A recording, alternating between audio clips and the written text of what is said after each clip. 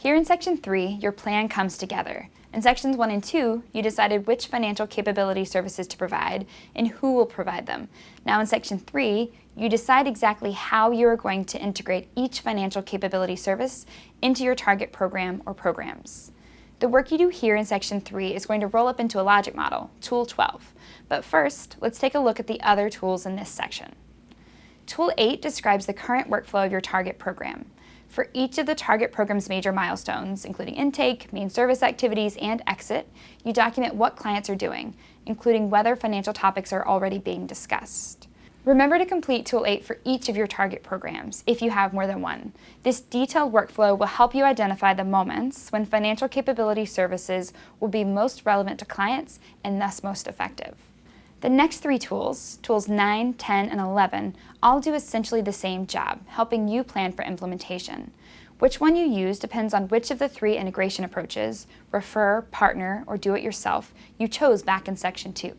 If you chose refer then, you're going to use Tool 9 now. If you chose partner, you're going to use Tool 10. And if you chose DIY, you'll use Tool 11. Maybe you chose more than one approach, like our fictional example organization, Hope Community Action Agency did. They used Tool 9, the Referral Plan, for the match savings program they integrated into their youth housing program. Hope referred the young residents who were ready to start saving to a local provider called Fairview Community Asset Builders. Hope's Tool 9 shows you what goes into an effective referral plan. You may use it to set up a referral plan to an external organization or to another program within your organization. Either way, you will need information from the referral organization to map out your plan.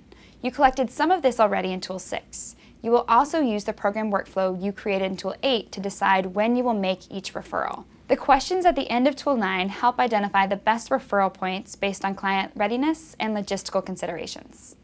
Share your completed Tool 9 with your own team and the referral organization staff to make sure everyone understands the process. Tool 10 is for the partner approach, what Tool 9 is for the refer approach. It helps your organization and your partners decide how to work together.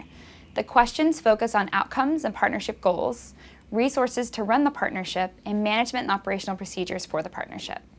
Then, like the referral plan, Tool 10 uses the workflow you created in Tool 8 to decide where to integrate services, again with a set of questions to help guide those decisions.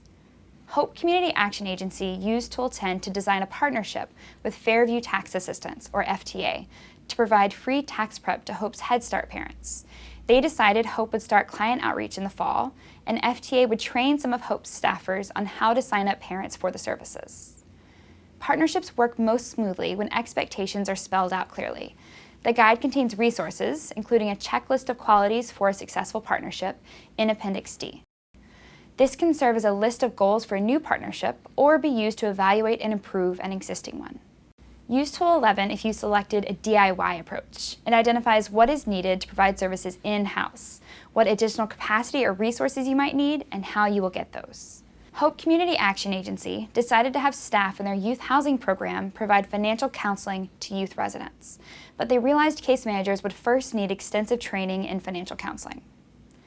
Like the referral and partnership plans, Tool 11 includes questions to help you determine how financial capability services will be incorporated into the existing program workflow. Tool 12, the logic model, brings together your entire financial capability service integration plan in one place.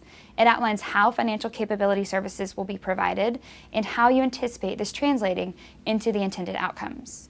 The inputs are what you or your partner organizations will invest, which you determined in Tools 7, 9, 10, and 11. The activities are the services you will provide, either in-house or through partnerships and referrals. You listed these services in Tool 3, and you determined who would provide them in Tools 7, 9, 10, and 11.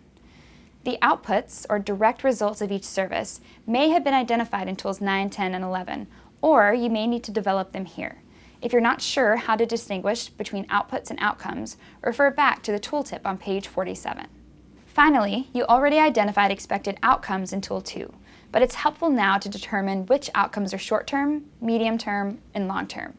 Each activity should have an outcome. A list of sample outcomes is available in Appendix C. The tooltip on page 136 has information and resources to track results after implementation. The process and expected outcomes will vary by program and service, so we recommend creating a separate logic model for each of your target programs and adding a separate row for each financial capability service. The tools are available in Word format, so you can tailor them to suit your needs. Be sure also to refer to the Hope Community Action Agency example for inspiration and guidance, and read the tooltips for additional insights. Completing Tool 12 means you've completed your integration plan. Congratulations! And the next and final segment, Making the Case, will explain how to secure support for your integration project from each stakeholder.